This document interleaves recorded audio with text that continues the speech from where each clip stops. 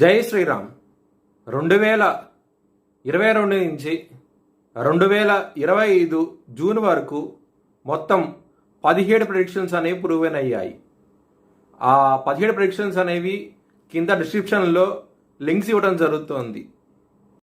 ఈ వారంలో ముఖ్యమైన రోజు వచ్చేసి సంకష్టహర చతుర్థి. ఇది సోమవారం రోజున వచ్చింది. ఆ రోజున కనుక విఘ్నేశ్వరుని కనుక పూజిస్తే కనుక అన్ని విఘ్నాలు తొలగిపోయి మీకు మంచి ఫలితాలంటూ వస్తాయి. ఎవరైనా పూజ చేయించుకోవాలనుకుంటే కనుక హెచ్ఎల్ఎన్ జ్యోతిష్యాలయాన్ని సంప్రదించండి. ప్రతి ఒక్కరికి ఒక టైం స్లాట్ అంటూ ఉంటుంది. ఆ టైం స్లాట్లో మీ ఒక్కరికి మాత్రమే పూజ అంటూ జరుగుతుంది. యుక్రెయిన్ అధ్యక్షుడు జెలెన్స్కీ జూలై 2026 లోపల ఆయన పదవికి రిజైన్ చేస్తారు, లేకపోతే ఆయన చనిపోవటం కానీ జరుగుతుంది. ఈ రెండిట్లో ఏదో ఒకటి జరుగుతుంది.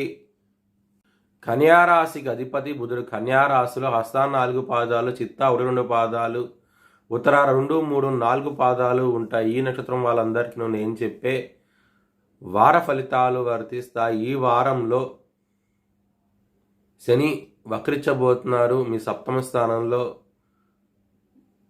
దాని మూలంగా కొంచెం ఇబ్బందులు ఎక్కువగా ఉంటాయి.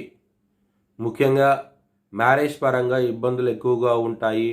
ఎప్పుడైతే శని వక్రగతి పొందుతున్నాడో చాలా బలంగా ఉంటాడు, విపరీతమైన ఇబ్బందులు ఇస్తాడు. ఒకవేళ మీ జన్మ జాతకంలో కనుక శని బలహీనంగా ఉంటే కనుక చాలా జాగ్రత్తగా ఉండండి. హనుమాన్ చాలీసా పారాయణం చేయండి. 13వ తారీఖు నుంచి ఎక్కువగా పారాయణం చేయండి.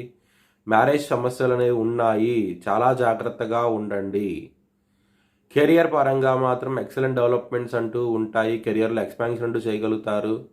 వేరే కంపెనీ కూడా జాయిన్ అవ్వడం జరుగుతుంది.